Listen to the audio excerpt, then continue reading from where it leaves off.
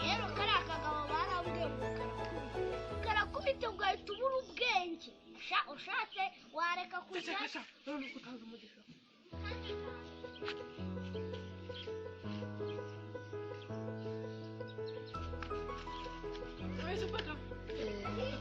oza kunyamurasha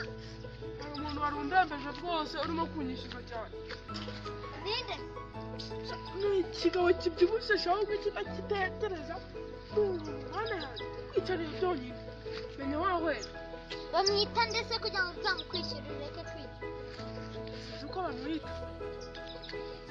ubundi ubwo ngubwo umuntu arakuguriza ukayoberwa n'izina rye arakuguriza ukayoberwa n'izina rye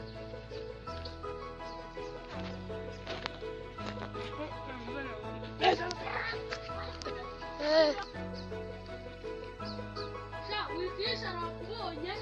ahubwo urimo urajya muri ako gace ngombwa kumbera kunyara wigisha nakubonye ntabwo nyamenye modere icara hano maze mpamagara abaturanyi baze muze mundebera kano kagabo kareraga mundebera umuntu w'umugabo ugana rya umwe mu bintu abana barya bakabaho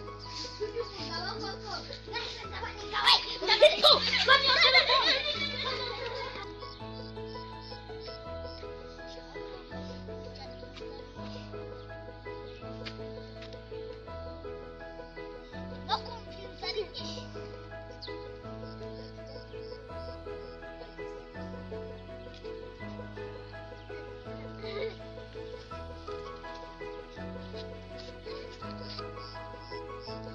ese barimo dufata ntabwo dufata shamba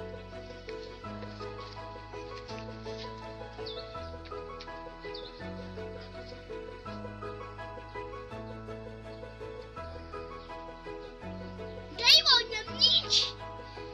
reka njye kwituma kurisha ufati manukira mu myanya mbabarira bose seromba arayama so seromba arayama ndabizi n'umukira arayama urabeshya ayiyo umunsi yarayama ubushije nagufatiye amapera ngenda kubaho mbabarira bose uyu munsi seromba aranyishyura seromba buri wese aba amatungo usanye n'amahoro ntabwo ari n'amahoro uyu mwana bamufatiye mu myenda yanjye kandi nanjye kure ugomba kumusarura amatunda kandi nkakira abana banjye bakabaho neza nuko iki cyobo cyari cyaje kunyirira imirimo sha uno munsi oya ntumwice ntumwice kuko inkono zarabuze inkono zisigaye abwira ukuntu ajya kwiba